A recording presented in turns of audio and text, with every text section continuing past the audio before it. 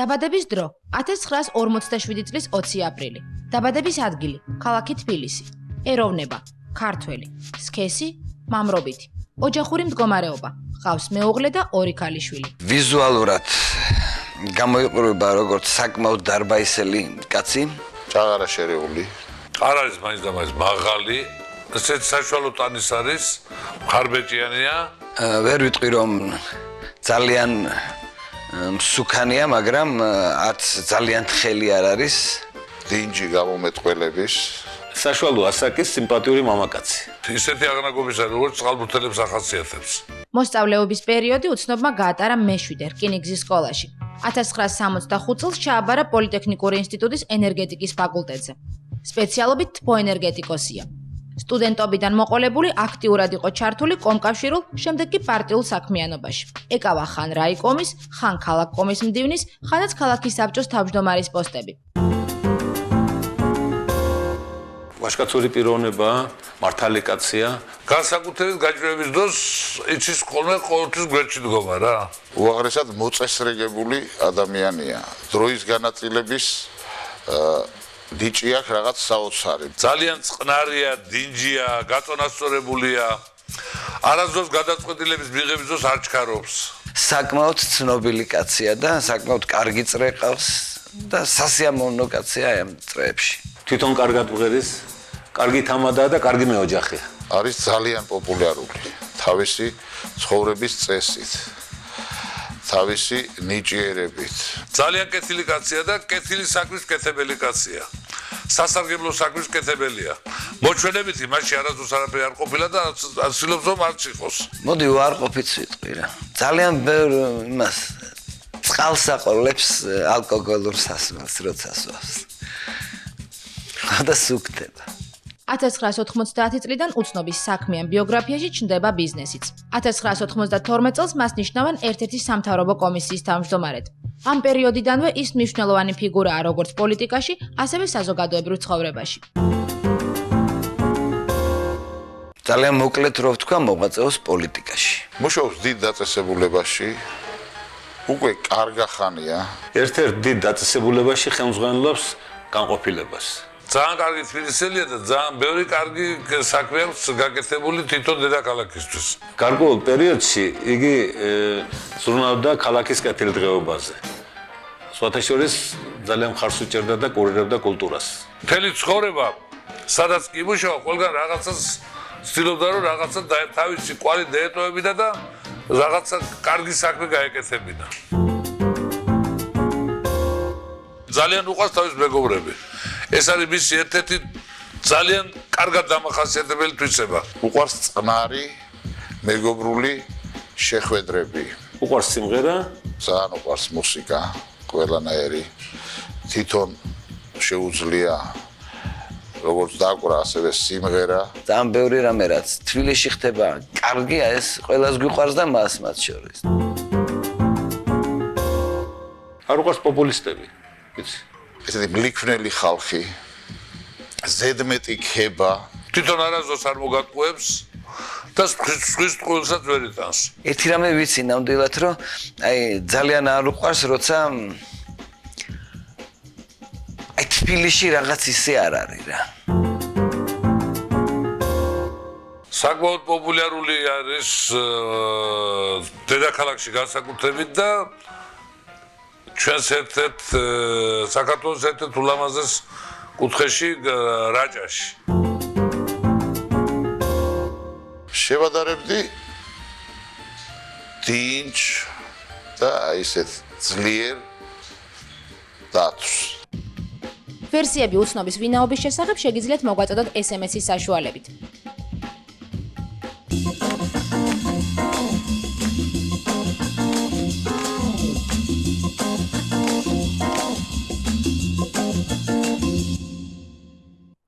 საღამო მშვიდობისა, მაესტროს ეთერშია გადაცემა უცნობი, რომლის სტუმრებიც არა უცნობი, არამედ ყოველსათვის კარგად ნაცნობი და პოპულარული ადამიანები არიან. ჩვენ ვცდილობთ შედარებით უცნობი კუთხით და ძალიან საინტერესო კუთხით წარმოგიდგინოთ ისინი. მანამდე უნდა გითხრათ, რომ დღევანდელი ჩვენი სტუმრის ვინაობამ ძალიან დააბნია ბევრი მაყურებელი, გვაქვს ძალიან ბევრი ვერსია და აბსოლუტურად სხვადასხვანაირი, ესენია ზურა ქაფიანიძე, ჯემალ ბაღაშვილი, გოგი თოფაძე, ელდარ შენგელაია.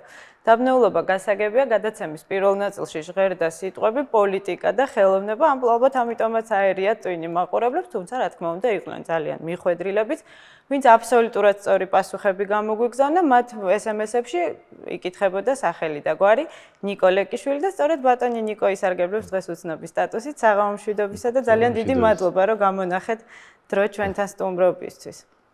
ბატონი ნიკო, მე რატომღაც გონია, რომ თქვენი ძალიან სერიოზული საქმიანობის და სერიოზული სტატუსის ფონზე ძალიან უშუალო ადამიანი ბრძანდებით, ასეა? რა ვიცი, აბა. საერთოდ სამსახური არის ეს რაღაც ერთი მხარე ადამიანის ცხოვრების და ჩვეულებრივ ცხოვრებაში ადამიანი უნდა იყოს ისეთი, როგორიც არის. მოგეწონათ, როგორც გახასიათებდნენ თქვენი მეგობრები. ახლა ჯერ ეს ერთი, როდესაც უყვარხარ ამათ, რა თქმა უნდა, ცდილობენ კარგი ილაპარაკონ, ხო? და აი დახასიათების დროსაც ცდილობდნენ გამოეხატათ ეს დამოკიდებულება. ну, რა თქმა უნდა, ბევრი რამე მართალი იყო იმ თვალსაზრისით, რომ ну, ახლა როცა ლაპარაკია ჩემ დამოკიდებულებაზე თბილისთან, რაჭასთან, მეგობრებთან, ну, ჭეშმარიტება ეს, იმიტომ რომ ჩემი სამყარო პრაქტიკულად არის ის წრე, რომელშიც მე ცხოვრობ და ეს უკვე დიდი ხანია მოდის და ასე გაგრძელდება ალბათ ბოლომდე. რამდენად ხშირად ახერხებთ ხოლმე არაოფიციალურ გარემოცვაში, აი მეგობრების გარემოცვაში ყოფნას, თქვენი სამსახური გაძლევთ ამ ნებივრობის საშუალებას? საკუთ ახლა ვერ ვიტყვი, რომ ეს ყოველდღიურია, მაგრამ ხშირია. ჩვენ ხშირად ვართ ერთად, ძირითადად ეს არის რა თქმა უნდა სუფრასთან რაღაცას მოიგონებთ ხოლმე ესე იგი არ არსებულ მიზეზებს და ახლა ვერთობით ლაპარაკობთ, საუბრობთ, ვიცინით, ვიგონებთ ისეთ ამბებს, რომელიც ცოტა გაგახალისებს კაცს. საერთოდ ჩვენ ასეთი რაღაც ბედნიერება გვხდა წილად, რომ ჩვენი მეუღლეებიც არიან მეგობრები. რა ისე იყო, რომ ჩვენ აი რამდენიმე ბიჭი ვიყავით სტუდენტობის დროს, მეგობრობდით, აი მე კიჭა, კიდე ვაჟა ბაკურაძე ჩვენი მეგობარი, კიდე რამდენიმე ამხანაგი და იყო გოგონების გუნდი. და კიჭა სწავლობდა მაგათთან. ეს გოგონები. მე ისე მოხდა, ჩვენ სულ ვითხოვეთ ეგრე. აქტიურად ისე გამოვიდა, რომ ისინი და ჩვენ რაღაც იმათ თავისი გუნდი აქვს, ჩვენი გუნდი და ჩვენ ერთიანი ვართ ყველა და ეს ახლა გადავიდა ჩვენ შვილებზეც, სხვათა შორის ისინი ძალიან ხშირად არიან ერთად, მეგობრობენ და ნუ ზაფხულია თუ სხვა საშუალებები ყოველთვის ერთად არის. ეს ჩვენ მე მგონია, რომ აი ჩვენი მეგობრობის ერთ-ერთი ყველაზე დიდი მონაპოვარია. მეგობრობა როგორც ჩანს თქვენთვის ყველაზე ძვირფასია. ახლა ჩვენ სხვათა შორის ჩვენ შვილებთანაც მეგობრობთ რა თუ შეიძლება ასე ითქვას, იმიტომ რომ ახლა ზოგიერთები უკვე დიდები არიან, იმათ შედარებით რა თქმა უნდა, უკვე დიდი შვილები ყავთ და ჩვენ ხშირად ვართ ხოლმე ერთად. მათ შორის სუფრაზეც, მათ შორის სადღაც დავდივართ, აი მაგალითად რაჭაში ვიყავით ერთად წასული, მე მარტო და ჩემი შვილი, კიჭას შვილი, ჩემი შვილები, კიჭას შვილი, მეუღლით და კიდევ რამდენიმე მეათი მეგობარი და ასე მე ვიყავი ამ ახალგაზრდებთან ერთად ისეთივე მდგომარეობაში, როგორც ისინი იყვნენ. ბატონიკო, თქვენ ბრძანდებით ძალიან ცნობილი ადამიანი, თუმცა თუ სწორად ვიცი, ოცნებობდით აბსოლუტურად სხვა მიმართულებით ყოფილიყავით ცნობილი.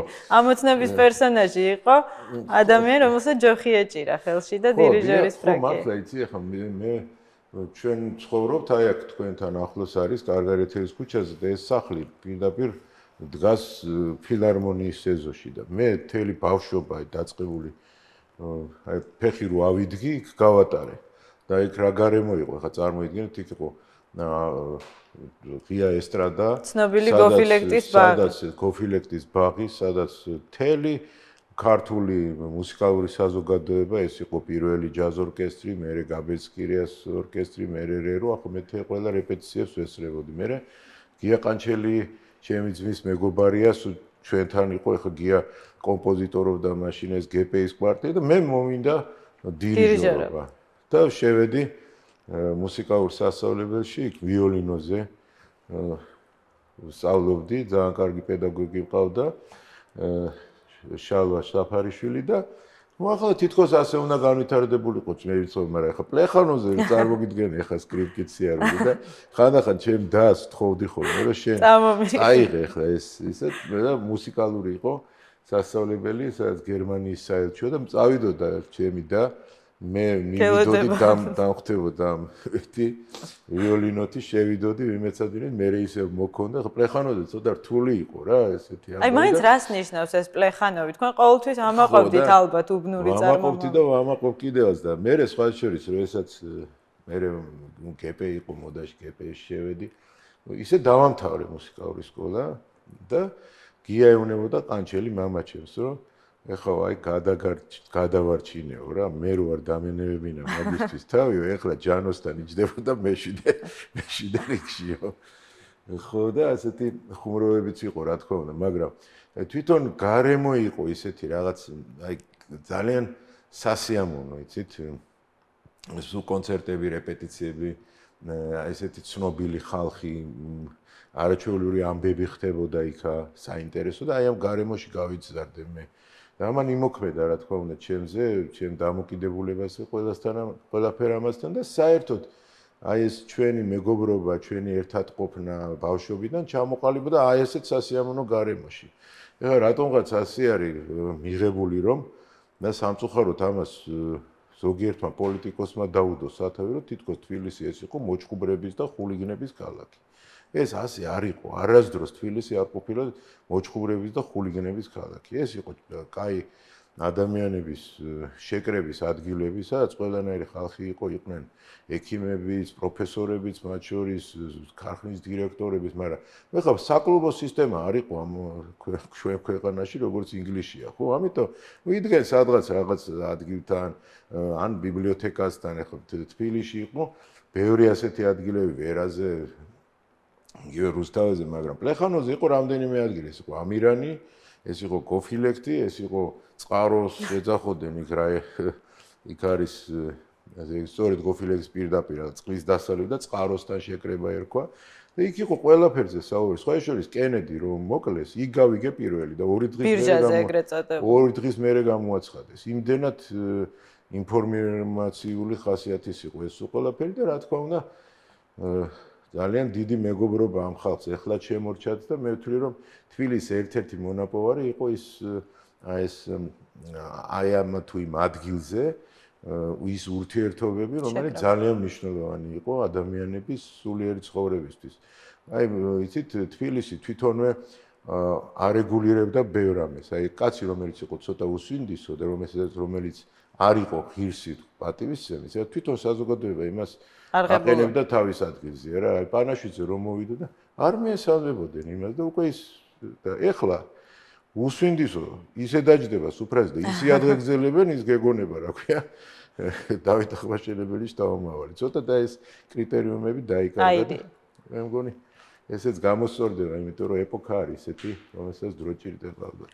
ბატონიკო, თქვენ თუ ყოფილხართ აი მჭხუბების თავკაცი როდის? მე სხვათა შორის არა, ეხლა მე წყალბურთზე დავდიოდი და ფიზიკურადაც არ ამიშავდა რა, მაგრამ მე უფრო რატომღაც ვიყავი უფრო აი მომრიგებელ, შემრიგებელი რა. ახლა რაღაცები რო ხდებოდა ხოლმე, აი სულ მე ვცდილობდი რომ მომერიგებინა და ბევრჯერ ყოფილა რაღაც კონფლიქტები სკოლებს შორის, ან გარკვეულ პიროვნებებს შორის და ახლა რა თქმა უნდა რაღაცები მომხდარა. განსაკუთრებით ჩვენი ზაფხულის დასვენების დროს, განსაკუთრებით აფხაზეთში, ხშირად რაღაც მომხდარა არასასიამოვნო ამბები, მაგრამ ეს იყო ესეთი სპონტანური ხასიათის და ამას არ ქონდა აი ესეთი ფორმა, რომ აი მაინც რაღაცა უნდა გააკეთო. მე მაინც ვიყავი უფრო მომრიგებელი და სხვა შორის ეს ბევრმა იცოდა და იცოდნენ ჩემს გარემოცვაში, რომ აი მე უნდა ამაში ჩავრეულიყავი და ძალიან ბევრჯერ ძალიან რთული პრობლემები მოგიგვარებია. სერენადები აივნის ქვეშ, თუ არის ეს სცენები თქვენთვის ნაცნობი? სხვათა შორის აი ჩვენი ახალგაზრდობის პერიოდში და იმ თბილისში ძალიან ხშირად ისმოდა სიმღერები ქალაქში. აივნებიდან ან ფანჯრებიდან, რაღაც როცა იყო ალბათ რაღაც წეულებები და ძალიან არაჩვეულებრივი ჰანგები ისმოდა. მე ღეროდნენ ძალიან კარგად და ძალიან ბევრი მომღერალი ოჯახები იყო. ნუ ახლა მე რო წამოვიდოდით ხოლმე გვიანა რა, არ იყო ასე ტრანსპორტი, ხო და მოვიდოდით ფეხით ხან ვაკიდან ხან ღეროდით ქუჩაში სერენადების გიმღერია რა თქმა უნდა. ზოგი ჩემი გულისთვის უმღერიათ. ზოგიერთ ფანჯრებთან და ზოგი კიდე მეიმღერია სხვისი ფანჯრებთან ჩემი მეგობრების გულის. ეს რაღაც ისეთი კარგი ტრადიცია იყო. სხვათა შორის, იცით, ვინც არ იცოდა სიმღერა, კი ვერ გაბედავდა სიმღერას. არ იმღერებდა. არ ამღერებდა და თვითონაც იცოდა. ეხლა არ არის, ეხლა კარგი მომღერლები ზიან ხანდახან მაგიდასთან და ზის ვიღაცა უნიჭო, რომელმაც არ იცის სიმღერა, დაიწყებს სიმღერას, ახლა ნანი ბრეგვაძესთან მაინც კაცი. ეს სითამამე ყოველთვის კარგი კი არ არის. თუ არ ვწდები თქვენ შეგიძლიათ სიამაყი თქვა, რომ მე ბავშვობიდანვე მიმღერია ოპერაშია, როგორ იყო ეს ამბავი? ხო, ოპერაში მართლაც მიმღერია, იმიტომ რომ პატარა რო ვიყავ, ჩემი მეზობელი, ჩვენ ერთად ცხოვრობდით ერთ ბინაში, ფაქტიურად, აი ლიზიკო კალანდაძე არის ჭოხონელიძეების დედა. დიახ. ჩვენი კუკურის მეუღლე და ლიზიკო იყო კონსერვატორიაში სწავლობდა და არჩევლად ნიჭიერი ქალია საერთოდ და მე ძალიან პატარა ვიყავი, რაღაცებს მამღერებდა. ნუ გამოდიოდი ოლიმპიადებზე იქ აღებული მაქვს სკოლაში. ეხლა სკოლაში როგორ იყო, იცით, შეიძლება არ გინდოდა, მაგრამ მაინც გამღერებდნენ. ეხლა აუცილებელი იყო მოსწავლეთა რაღაც ოლიმპიადები და აი დასკვნითი კონცერტი იყო ოპერაში და მე ვიმღერე მაშინ მენახშირის სიმღერა. პატარა ვიყავი მაშინ, სადაც მე 13 თუ მე-4 კლასში. ახლა რომ აი სცენაზე არ გასულხართ. ნუ სცენაზე ხარ. ჩვენ უფრო მაინც ვართ ასეთი შინაურული. თუმცა ტელევიზიით ხშირად გვინახი ხართ სიმღერის დროს. სხვა შორის პირველად ისე მოხდა რომ მე ვიყავი ქალაქის და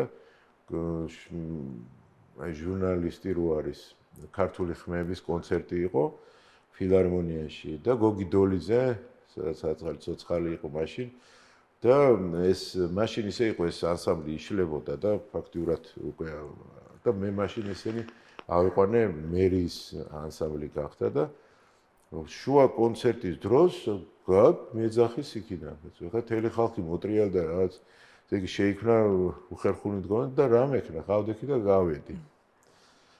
ავედი და ნუ რაღაც იმღერეთ ხო, იმის მე მეორეთ იყო თბილისობაზე უკვე ნანიმ და ეკამ ასევე მამღერეს და ერთ სამჯერ მაგრა ერთხელ ჯანომ კახიძე მამღერა და ასე სამჯერ 4ჯერ ვარ სცენაზე დამდგარი. სხვა შორის ძნელია, მე არა ვარ მიჩეული ასეთ ვითარებაში. მე თუ ცოტა ხასიათზე არ მოვედი ახლა თულია. ბატონიკო, ახლა რომ აიღოთ ვიოლინო ხელში, შეძლებთ და შორის კიჭას უყვარს ძალიან ისეთი უცნაური საჩუქრები და ერთმა ჟურნალისტმა შემეკითხა, ეს რაღაც საათის ისტორიები რო იყო თბილისში, ხო გახსოვთ? აი გინდა თუ რა უჩუქია თქვენთვის და რა უჩუქია და მე მეკითხა, აი ყველაზე რა გაქვთ ყველაზე ძვირფას საჩუქარი? მე ვთქვი, ერთი მეგობარი მყავს მეთქი, რომელიც ყოველ წელს ჩუქნის რაღაც უცნაურ რაღაცებს. ეხლა რამდენიმე წლის წინ ვიოლინო გასაშალებული ვიოლინო გავამიგზავნა. ცადეს სხვათა შორის და შემეძლია დაკვრა. მეორე წელს დოლგარმონი გავამიგზავნა, კაცო. წელს ეხლა გავამიგზავნა ეს რა ქვია ზურნა. სწორედ ესეთი შეავსო ის კოლექცია, რომელიც მაქვს და მაქვს რაღაც უკრავთ ამ ყველა ინსტრუმენტზე? არა, დოლზე უკრავ, რა დოლზე რა თუ არ უკრავ. მაგრამ ნუ ეხლა ეს მაინც ესეთი რაღაც გამოხატვა იმისი, რომ მაინც კარგია სახში, რომ ესაც გაქვს ასეთი ინსტრუმენტები, თუნდაც ესეთ კოლექციის ხასიათის. ჭას კითხვა გვექნება ახლა ეთერში, მანამდე კი მე მაყურებელს შევახსენებ, რომ კითხვების დასასმელად უნდა დარეკოთ ტელეფონის ნომერზე 91 00 63. კიჭა არველაძეს მოусმინოთ.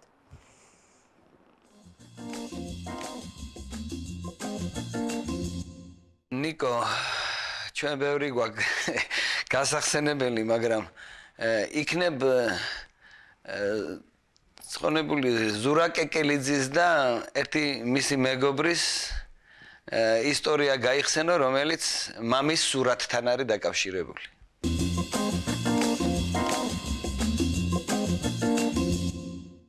რა სურათზე საუბრობდა ბატონი კიჭა? ეს ცნობილი ისტორია პლეხანოზე, ზურა კეკელიძე ერთი უნიჭერესი კაცი იყო და ძალიან ხუმარა და ესეთი საინტერესოდ მოსაუბრე და ერთ-ერთი პლეხანოველის გარდაეცვალა დედა, მივიდა თელი საზოგადოება და ნუ ახლა სურათი კიდია მამაკაცისიც გვერდით. და ეთყობა მამა არის. ხო და არავინ არ იცით რომ ეს ამას მამა ყავდა და ვინ არისო ესო და ეს მამა არისო ჩემიო. მე არა მე არ მახსოვს მე რომ დედა ჩემი რომ მე მელოდებოდა მაშინ გარდა მე არ მახსოვს. მე ჩვენ სულ არ გვახსოვსო და ვინმე ლამაზი სურათი ერთაკი შეუხედავი კაცის სურათი. რა შორის ზურა კეკელიძეს კიდე მეორე ისტორია აქვს. ძალიან ისეთი დაახლოებით გენიალური ისტორია. ერთი ასეთვე ძალიან კარგი პლეხანოველი კაცი იყო, რომელიც თვითონ იყო ცოტა შეუხედავი ბიჭი და ეხა იქ წყაროსთან შეკრება პურმარილი უნდა წავიდეს რა საზოგადოება და მოვიდა ეს და მე ვერ წამოვალდნე. რატო კაცო და ამერიკაში აღმოჩნდა მამა ჩემი ომში რომ წავიდაო. დაიკარგა რა და არ იცოდნენ სად იყო და 20 წლის მერე აღმოჩნდა ამერიკაში და მოვიდა წერილი. ხო და მომწერაო რომ შვილო სურათი გამომიგზავნეო და ამანოთ რა კაცო არ გავგზავნო შენი სურათი რო გნახავს გული გავსკდებაო იმედოს სურათი გავგზავნო კაცო. ბატონო კიჭაც საერთოდ საინტერესო ისტორიები და ეხლა თუ არ ეწყინება მაგაზეც მოვყვები. ბატონო კიჭას დანიშნეს მთავარ ექიმად რესპუბლიკურ საავადმყოფოში და პირველი თათბირი ჩაატარა, ერთ-ერთი მოადგილე არ არის. ხო და მეორე დღეს მოვიდა ეს მოადგილე და 100 აქვს ხელი თაბაშირში, აი ესე. ხო და ეუბნება ბატონ კიჭა ასე რომ მოვდიოდიო, ზამთარი იყო რა და ასე თოვლზე ამის და ფეხი და მოვიტეხე ხელი ბოდიში რომ ვერ მოვედი გუშინ თათბირი. არა იცი რა ისე ჯობდა რომ ზაფხულში მოგეტეხა ხელი. რატო სასამთროს მაინც დაიჭერდა. იმ კაცს მივიდა თავარ ექიმთან იფიქრა ხა რაღაც სერიოზულად დაველაპარაკები და იმ წუთში მოუხსნა ეს უხერხულობა რომელიც ასეთ ურთიერთობებში არის ხოლმე. ბატონიკო, მოდით მაინც თქვენს მუსიკალურ გატაცებებზე ვისაუბროთ, მე რატომღაც ეს თემა ყველაზე უფრო მომწონს. მართალია ის, რომ ფუნიკულიორზე სიმღერას კინაღამ შეეწირა თქვენი თანამდებობა, თანაც რაიკომის დივნის თანამდებობა. ხო, ნუ იყო ასეთი ისტორიებიც, ახლა თქვენ იცით რომ მოდაში იყო მაშინ რომ რაღაც ასეთი ქორწილი რო იყო რაღაც მე ორკესტრი უკრავდა ვისაც შეეძლო ადიოდა და ღეროდა და ეხლა ჩვენი მეგობრის შვილის ქორწილი იყო იქ ჯანო მიმღერა ჩემო ბატონო იქ ნანი ესწრებოდა იქ იმან იმღერა რა თქმა უნდა და ნუ მე ჩვენ რო ცოტა მოვედით ხასიათზე ჩვენს ვიმღერეთ იქ რაღაცა და ეს ის პერიოდი იყო რომ ცოტა ამ кейფებთან დაკავშირებით სირთულეები იყო და 2-3 დღის მერე იქ განყოფილებაში იქ საერთო განყოფილება იყო იქიდან ვითხრეს რომ დავით დაანებეთ ამ ისტორიებში სიმღერას თორე ვიცით რა მოგივათო და მეუთხარი ახლა სიმღერის გულისთვის აღარ ვიმღერეთ ბატონო ჩუმად ვიმღერეთ ახლა თუ მღერით ქორწილებში თამამად ნუ ახლა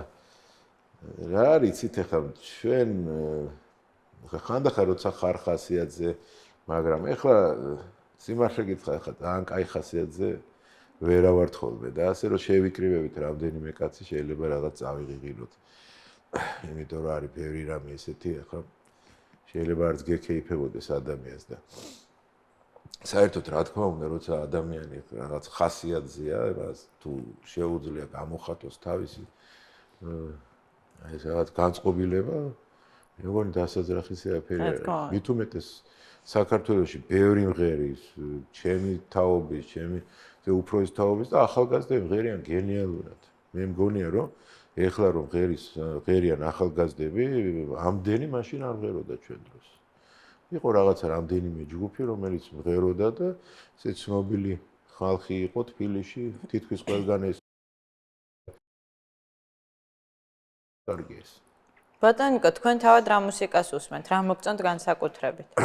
მე იცით ისე მოხდა რომ ჩვენ სახლში აი 50-იან წლებში რო შემოვიდა ეს დიდი ბაბინებიანი მაგნიტოფონები, ერთ-ერთი პირველი ქონდა ჩვენ. და მან მოდიოდნენ გპ-ის ორკესტრის მომღერლები იწერდნენ, მაგრამ მარტო ჩვენ ქონდა. მე ძალიან პატარა ვიყავი. აი იქიდან მოყოლებული ჩვენ ყოველთვის ქონდა რაღაც აპარატურა და მე სულ ყოველთვის ქონდა რაღაც მეგობარი მყავდა ვაჟა ბაკურაძე, რომელსაც ქონდა უნიკალური კოლექცია. ძირითადად ჩვენ მაინც ჯაზმენობდით, იცი, ეს მაშინ უფრო ეს იყო რაღაც. ვიცნობდით ყველა ჯაზმენს, ყველანაირ მომღერალს, ყველანაირ ინსტრუმენტალის, უსმენდით ყველანაირ აი დიდ ბიგ ბენდებს და ასე შემდეგ და ქონდა ეს ჩანაწერები. სხვა შორის რომ დავდიოდით, ახლა მაშინ სხვაგან არ გვიშვებდნენ, ძირითადად სოციალისტურ ქვეყნებში ჩამოქონდა ეს პლასტინკები, რა ქვია, ფირფიტები, უცვლიდით ერთმანეთს, მიდიოდა ამის. ეხლაც მე როდესაც დავდივარ, ყოველთვის ვყიდულობ უკვე რა თქმა უნდა კომპაქტ დისკებს და მაქვს ბევრი. მაქვს როგორ გითხრა, ესე იგი კარგი მუსიკას უსმენ მე. ნებისმიერ ჟანრში. ხო, ნებისმიერ ჟანრში. მაქვს საოპერო ოპერებიც მაქვს, სხვათა შორის აი ესეთი უნიკალური ოპერებიც მაქვს რამდენიმე, რომელიც აი 1-2 არის დადგმული. მაქვს ეს ოპერებიც. აი კონცერტები, აი ესეთი თქვენ იცით ვენის ცნობილი ეს კონცერტების ყველა ჩანაწერი მაქვს და მე თვითონაც ერთხელ ყველაფერი გავაკეთე იმისაც წავსულიყავი და მენახა და მაინტერესებდა რომ აი პავაროტი და ეს სამეული მღეროდა იქ და ძალიან კარგია საერთოდ იცით მე სამსახურშიც მაქვს მუსიკა ჩართული მაქვს და ჩავთავ ხოლმე და უსმენ რაღაცას ძალიან კარგია რომ ეხლა ჩვენ რადიოებში არის საინტერესო ну რა თქმა უნდა ეხლა ყველაფერი არ მოგწონს კაც მაგრამ ადვილია გადართვა და გადართა ბატონიკო ალბათ კარგად ხალხური სიმღერა დიახ ეხლა ანზორი ლაპარაკობდა და ეხლა რაც ანზორიმ გააკეთა საერთოდ მე არ ამგონია რომ ქართულ კულტურაში ვინმეს კონდეს აი ამ დონის სამუშაო შესრულებული ეხლა ეს ფესტივალები რომელიც ტარდება მეც მივიღე რაღაც მონაწილეობა ამის ორგანიზებაში და ეხლა რო უსმენ იმ ჩანაწერებს რომელიც არის 1907 წელში 1908 წელში ჩაწერილი და აი ამას რო გაიაზრებ კარგად აი რა დონეს აი დღესაც კი ძალიან ბევრ შემთხვევაში ისე ვერ მღერიან და აი წარმოიდგინეთ მაშინ არც ინფორმაციულობა იყო რა არც განათლება არ ქონდათ ეს ხალხი სადღაც გლეხის ოფელში იყო იქ და თავისთვის იჯდა და იმპროვიზაციას აკეთებდა და სხვა შორის იქ არის ერთი საინტერესო სიმღერა არის გურული სიმღერა, როდესაც მღერიან და უკვე იმპროვიზაცია გამოელია რა ეთყობა. აი მომღერალს და კისკისებს. ესე იგი სიმღერაში კისკისებს, იმიტომ რომ უკვე იმპროვიზაცია ამოწურა რა. ეს საერთოდ ქართულ სიმღერას აქვს ეს იმპროვიზაციის ძალიან დიდი ფართო ისინი აქვს რა საშუალებები და ეს არის მე მგონი ძალიან დიდი ბედნიერება რომ დღეს მაინც არის უკვე გაჩნდა რაღაც ახალგაზრდული ანსამბლები. იყო პერიოდი როდესაც ქართული ხალხური სიმღერა სუფრაზე რომ გემღერა რა იზახონდა სიმონარიო, ქაჯიაო რა. იყო ესეთი პერიოდი ჩემს ახალგაზრდობაში მაგალითად ქართულ ხალხურ სიმღერას თუ იმღერებდი რაღაც ცედურს რაღაცა ესეთი უფრო ასეთ კულტურულ მრავალჟამიერებს რა. არ იყო, მაგრამ მიღებული არ იყო. თითქოს გიტარა და ასეთი ამბავი და მე ნელ-ნელა შემოვიდა და ეს არის ძალიან სასიამოვნო. კულტურა წამოვიდა და რა თქმა უნდა, ხალხური სიმღერის მიმართ აი ამ ღონისძიებებმა, აი ამ ფესტივალებმა, ამან გააღვივა, მაინც აპერწკალია თუ. ბატონიკო, ალბათ კარგად გემახსოვრებათ ის ისტორია, როდესაც ქალაქის მერი იყავით და თბილისის ქუჩაში გიტარით ხელში მომღერალი ახალგაზრდები გააჩერეთ. რა უთხარით მაშინ? და საერთოდ იცოდნენ მათ, რომ ქალაქის მერი ელაპარაკებდა. როგორ არ იცოდა. ესე იგი, ცუდი პერიოდი იყო. ეხლა მე საერთოდ თვლი რომ აი დღევანდელ ჩვენ საზოგადოებას, განსაკუთრებით ახალგაზრდა თაობას არ აქვს ინფორმაცია თუ რა იყო 90-იანი წლების საქართველო და თბილისი. ეხლა მაშინ როდესაც იყო 14-15 წლის ზოგიერთი და დღეს აქვს დიდი თანამდებობა. იმან არის ის რომ თბილისში 4 საათის მერე ხალხი ქუჩაში არ დადიოდა. ვერ დადიოდა, იმიტომ რომ სახიფათო იყო. არის ის რომ პური არ იშოვებოდა, არის ის რომ ხალხი არ ერთმანეთს არ ელაპარაკებოდა. ბენზინის და პურის რიგები გვახსოვს. აღარ არის ლაპარაკი იმაზე რომ სიმღერაზე ხო საერთოდ ისემღერებოდა საერთოდ. არავის არ ემღერებოდა. ღამე პირველი საათია თუ 2:30 წამოვედი მანქანით და მოვდივარ და ნელა მოვდიოდი ხოლმე, იმიტომ რომ მაინც ვათვალილებდი რა არის და ქაშვეთის ჩასადგო და მომესმა უცბად. რაღაც აი ამესმა ეს ხმა და მოატრიალე მე უთხარი მოატრიალე და ძალიან კარგად ღერიან. არაჩვეულებრივად ღერიან სამნი იდგნენ. თან ახლა ქუჩაში არის ზამთარია. ეტყობა სადღაც იყვნენ რაღაცა პატარა და ეს იყო 95 წლის ზამთარი. და მე ვთქვი რომ ესე იგი რახან ეს გავიგონე უკვე დაიწყო რაღაცა ამ ქალაქში მეთქი და მოვატრიალე გადმოვედი და რო დაინახეს მანქანა მოვატრიალე იფიქრეს უარ გვიჭერენ არ რაღაცა და გადმოვედი მოეფერე ძალიან იმ ბიჭებს ძალიან მაგრა ვკოცნე მე ბევრჯერ შევხვედრია სხვა ადგილებზე ესეთი ნორმალური კარგი ბიჭები არიან არ არიან არც თავის საქმე ნორმალური ბიჭები არიან და ალბათ დადიან და ხანდახან წაუღიღინებენ და ეს მათთვისაც დიდი ბედნიერებაა და სხვებისთვის. ბატონო ნიკო, რა იყო ის, რაც ძალიან გინდოდათ გაგეკეთებინათ მაშინ, როცა იყავით ქალაქის მერი და რაღაც გარკვეული თუ გაურკვეველი მიზეზის გამო ვერ გააკეთეთ? იცით რა, მე რაც ვიყავი ძალიან ცოტა ხანი. ყველას რატომღაც გონია რომ მე ვიყავი დიდი ხანი. მე მოვედი 93 წლის 19 ნოემბერს და 95 წლის ოქტომბერში წავედი. ესე იგი, ყველას გონია რომ მე ვიყავი 4-5 წელი. ამ დროს ვიყავი წელიწადი და 11 თვე. ფაქტიურად თუ ეხლა იმასაც ჩავთვლით რომ იქ რაღაც არჩევნები და ასეთ პერიოდი იყო. იმ პერიოდში რისი გაკეთება შეიძლებოდა, მე მგონი მაშინ გაკეთდა, ეხლა მოყოლა მე მგონი არ არის საჭირო. რა თქმა უნდა, მე მგონი საერთოდ სახელმწიფოსთვის, ჩემის აზრით, კარგი იქნებოდა მე რომ გამეძლო იმ და ზეწოლისთვის, რაც ჩემზე გახორციელდა და დარჩენილი იქნა.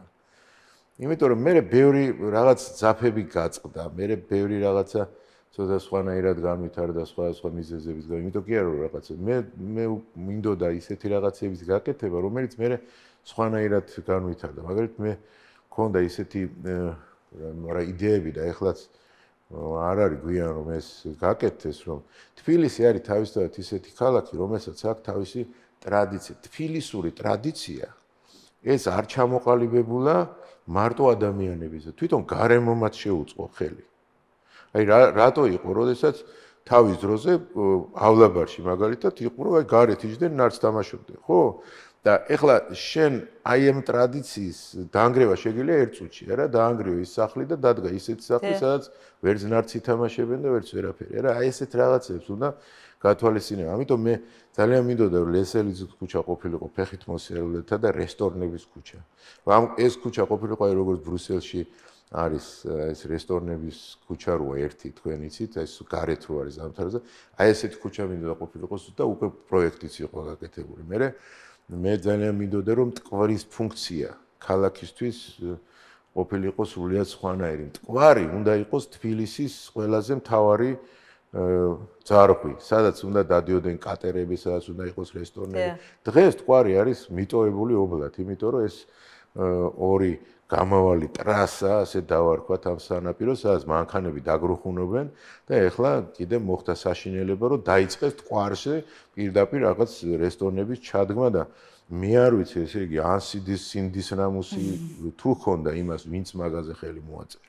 და ან სინდის ნამუსი თუ ქონდა იმას, ვინც ეგ ააშენა და მე მაგალითად არა, როგორც თბილისელი კაცი, იქ ვისი ხორცილიც არ უნდა, მე იქ არ მივარ პროტესტის ნიშნად. იმიტომ მე მიმაჩნია, რომ ეგ იგივეა, როგორც ახლა ადამიანს ადგე და აქ ხელზე რაღაცა, ესე იგი, მიაკერო რაღაცა ყვავილი. ძალიან საინტერესო იდეები ქონიათ და არც ახლა აგვიან მათი განყოფილება. სხვათა შორის ეს ძალიან ისეთი და ტყვარი გახდება თბილისის ერთ-ერთი ყველაზე, აი როგორც ახლა სცენაზე, აბა ნახეთ, აბა დადიანის გემები არის, ესე იგი, აი ეს არის გასაკეთებელი და თბილისში უნდა გაჩნდეს აუცილებლად ფეხით მოსიარულეთა ბევრი უბანი.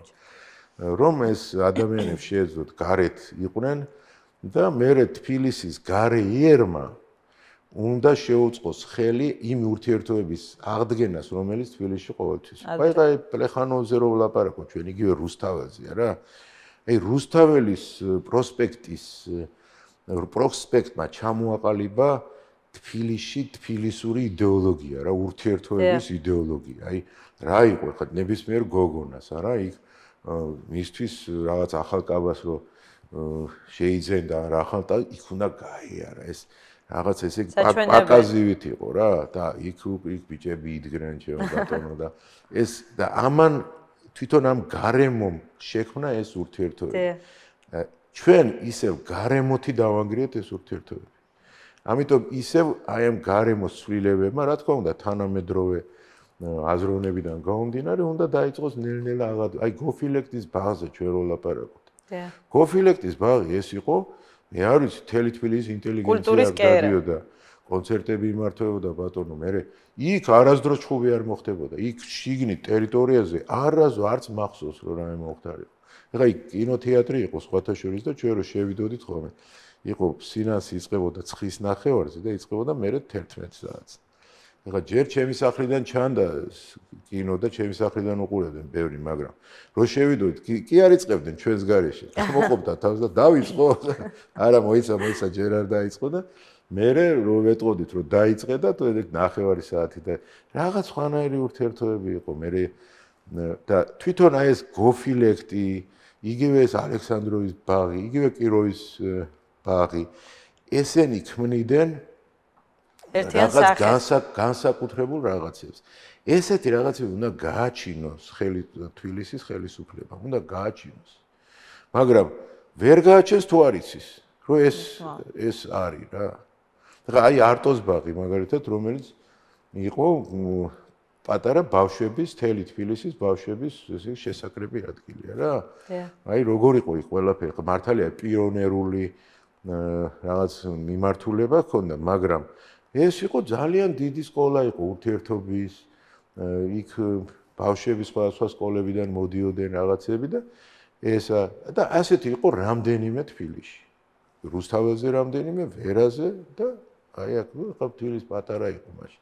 ასეთი რაღაცების შექმნა ამას, იმიტომ რომ მერწმუნეთ რომ აი ეს ფეშენ კლუბები და ესეთი რაღაცები ეს არაჩვეულებრივი უნდა იყოს ძალიან ბევრი, მაგრამ ის ამის მაგივრობას ვერ გასცემს. ურთიერთობების მაგივრობა. ვერ გასცემს. და ეხლა იქ რომ ეხლა დიდი ჯანო რო გაივლი და იქ კაცობა შენ იქ იყავი ეხლა ან ეგერ ჩემო გაივლი და ან იქ გაბისკირია იყო, ან გუგული ყიფიანი რო გამოვიდოდა თავისი ესე იგი გარსტუკით რაღაცა ისეთი ფერის რო გაგიჟდებოდი და ეს სუხიშვილები და ეს მთელი მარჯანიშვილის თეატრი, რუსთაველის თეატრი დამთავრდებოდა სპექტაკლები მოდიოდნენ მანდ და ჩვენ ახლა ახალგაზრდები ვიყავით, უყურებდით, ახლა წარმოიდგინე აი ამ საზოგადოებაში რო ხარ, ახლა არცა გაქვს უფლი, ჯერ ეს ერთი ჩვენ ვცდილობდით რომ აქედან გამომდინარე ყველა სპექტაკლზე გვევლო.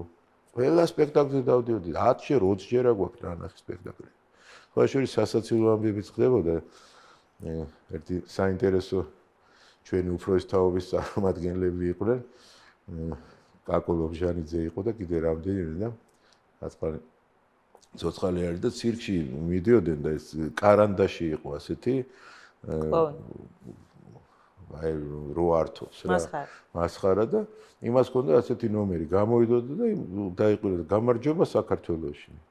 ეხლა ესენი დაждდებოდნენ და რო გამოვიდოდა და უნდა თქვას გამარჯობა და ისინი იძახოდნენ გამარჯობა საქართველოში და ამას ეშლებოდნენ ნომერი კაცო. ყოველ დღე ერთი 10 ჯერ ჩაუშალეს ნომერი რა და აი ეს რაღაც ხუმრობდნენ თავისებურად რაღაც უბოროტო ურთიერთობები იყო და აი ესეთი რაღაცების აღდგენა არის ძალიან მნიშვნელოვანი ამ ქალაქისთვის. სპექტაკლების ერთი რამე უნდა ვიცოდეთ ჩვენ რომ თბილისი არასდროს არ იყო თბილისი თავისი შენობებით.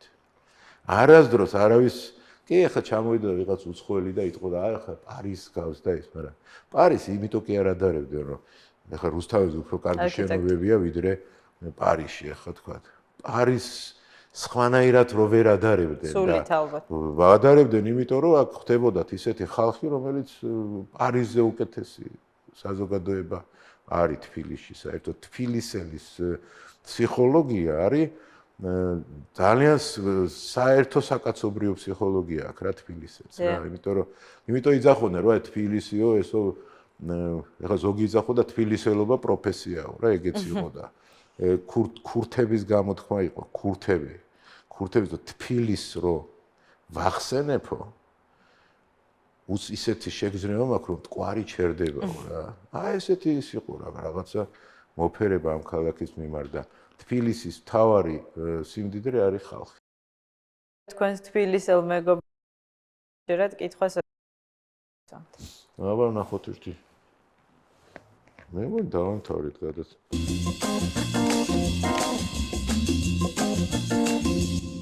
ჩემო ნიკო ჩვენ ამ ბოლო წლებში რამოდენიმეჯერ ვიყავით დავესწარით ფეხბურთის საინტერესო მატჩებს და ჩვენთან ერთად იყო ჩვენი მესამე მეგობარი რომელთანაც ძალიან ბევრი საინტერესო კურიოზული შემთხვევები ჰქონდა. გაიხსენე რომელიმე და აი ეს ტელევიზიის საშუალებით მოგვიყევი.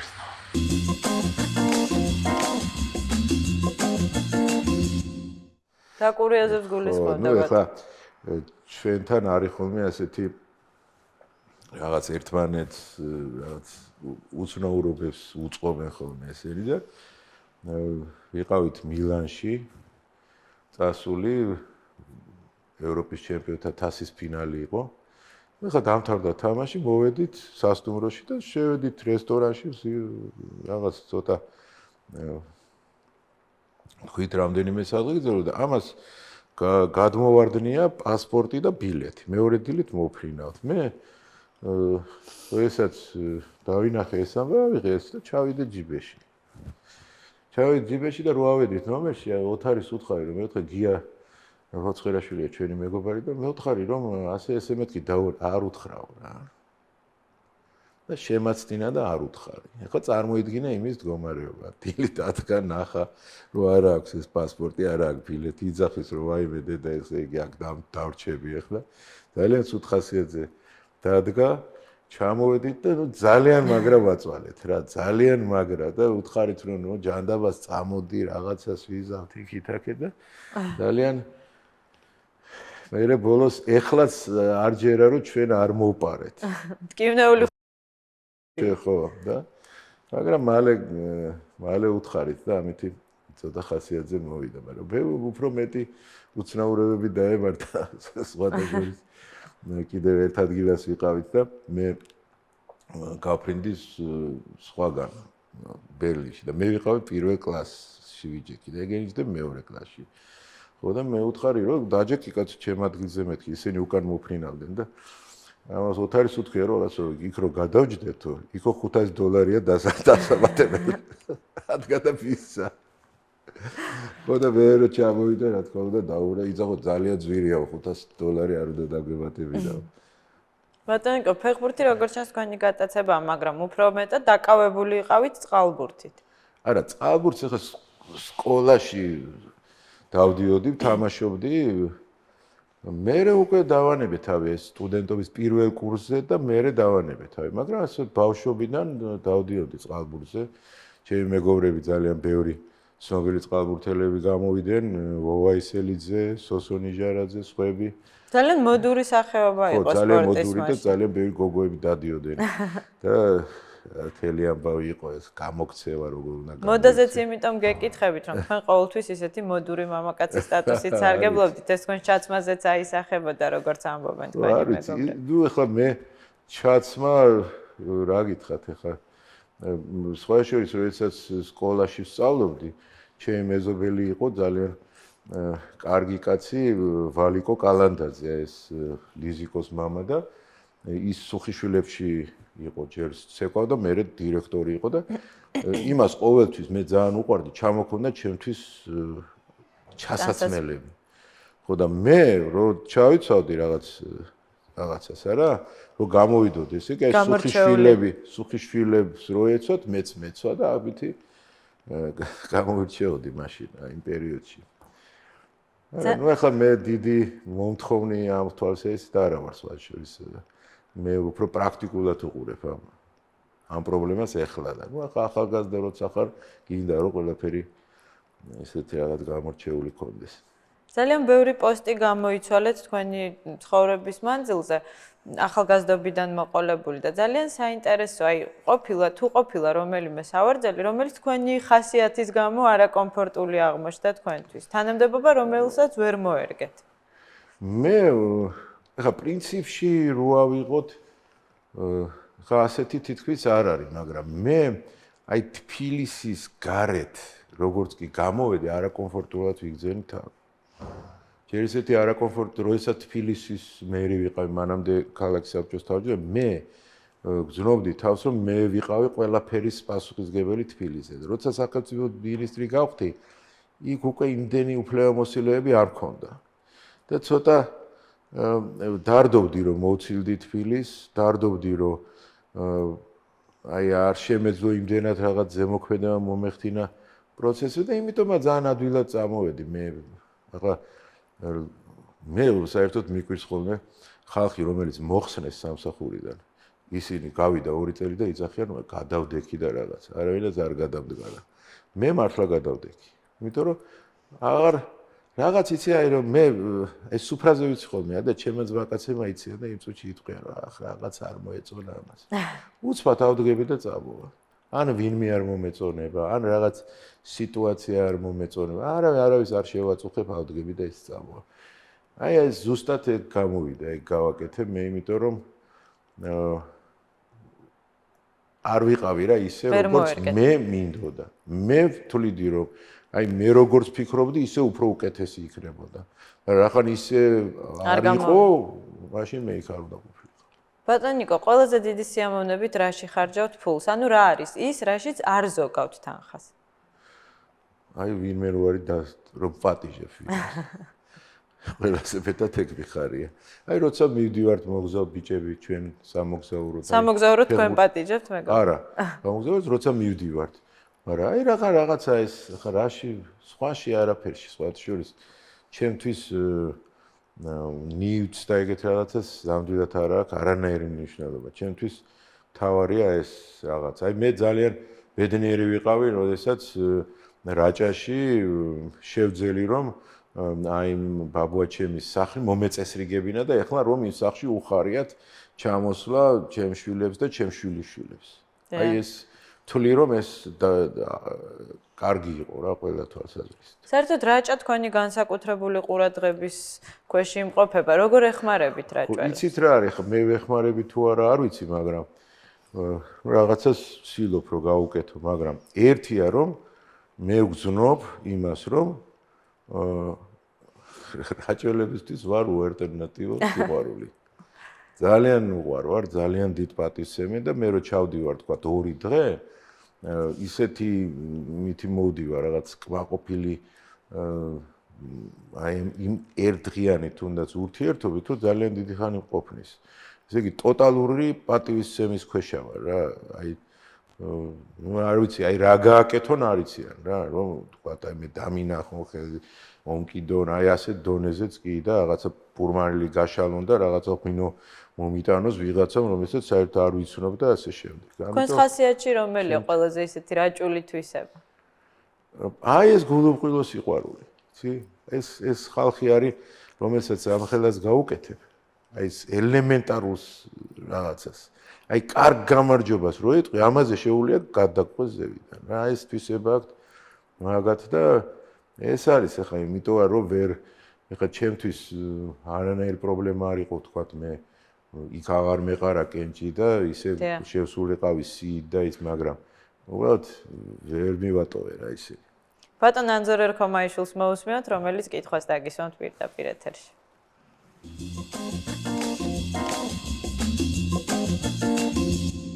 ბატონო ნიკო, ჩვენთვის ძალიან დიდ საუკეთესო მოგონებად რჩება ეს რამდენიმე დღე, რომელიც თქვენთან ერთად რაჭაში გავატარეთ. რამდენიმე წლის წინათ. შეიძლება გვიამბეთ ამის შესახებ.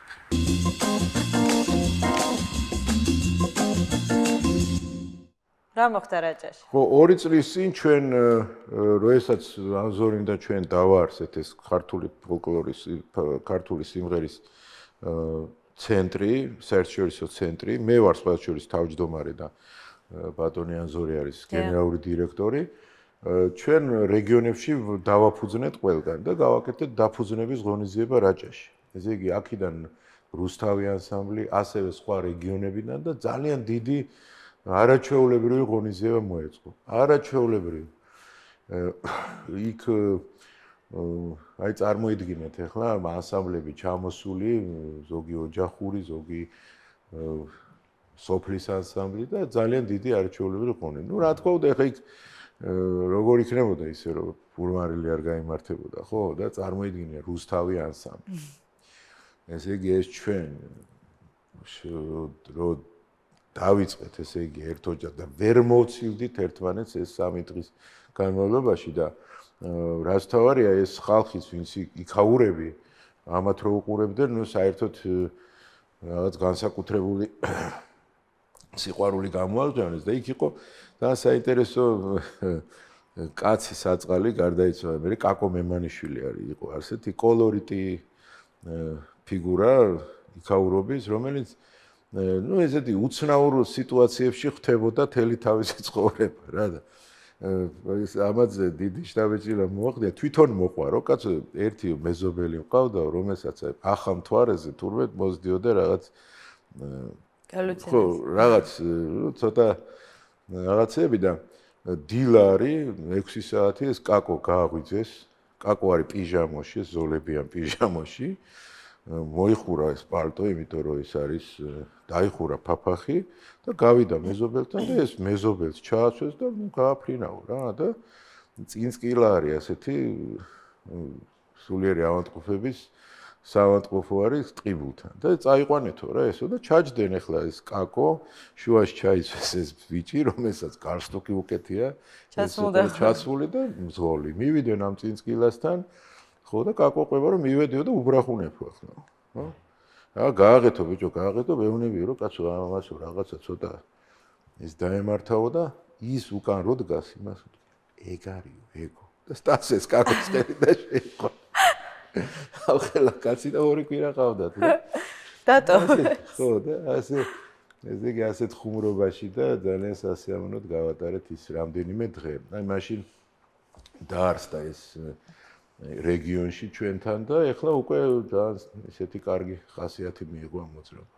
ბატონიკო, ძალიან საინტერესო დაიწყო ჩვენი დიალოგი, თუმცა გადაცემის დრო არის საეთერო დრო შეზღუდული და მე ბოლოს მინდა დაგისვათ ასეთი შეიძლება ცოტა ბანალური, მაგრამ ეს არის უცნობის შეკითხვა. თუ ყოფილა როდისმე თქვენ ცხოვრებაში მომენტი, როდესაც გინატრიათ რომ ყოფილიყავით აბსოლუტურად უცნობი? არა. არასოდეს. არა. მე ამიტომ შემდგომში მოვალ გადაცემაში, რომელსაც ერქმევა ნაცნობ. ძალიან დიდი მადლობა ბატონიკო მობრძანებისთვის. დიდი მადლობა თქვენ რომ მომეცით საშუალება რაღაცეები გამეხსენებინა ჩემი ცხოვრებიდან. მე მგონი მაყურებელმა ძალიან საინტერესო საათი გაატარა თქვენ საზოგადოებაში. ჩვენ რა თქმა უნდა ერთ კვირაში შევხვდებით ნაცნობ დროს და ნაცნობ არხზე. კარგად ზანდებოდეთ.